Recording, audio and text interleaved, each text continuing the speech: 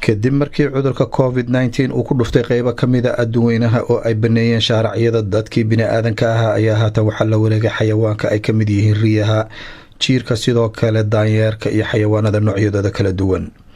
xayawaanadan ayaa waxaa lagu arkay shaaracyada waaweyn ee magaalooyinka waaweyn ee awal ay ku badnaan jireen bini'aadanku, taasoo haatan lagu arkay xayawaan gaaf wareegaya shaaracyada iyo qaybo ka mid a magaalooyinka waaweyn ee ku yaala caalamka.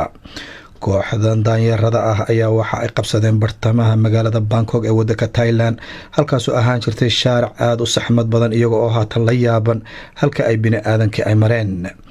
cudurka covid-19 ayaa gebi ahaanba ka safeeyey adduweynaha shaaracyadooda in lagu arko dadweyne aada u fara badan, taasoo ay si weyn usoo dhaweeyeen xayawaanku, islamarkaana ay haatan gaaf wareegayaan magaalooyinkii iyo shaaracyadii awal aanay mari jirin baabuurta iyo dadka iyo buuqa oo aada ugu fara badnaa.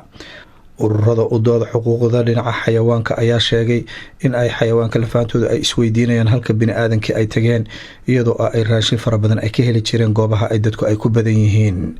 tallaabadan ayaa waxa ay noqonaysaa markii ugu horeysay taariikhda bini'aadanka ee xayawaanku ay gebi ahaanba ay la wareegeen shaaracyadii waaweynaa ee magaalooyinka awal ay buuxdhaafiyeen dadku.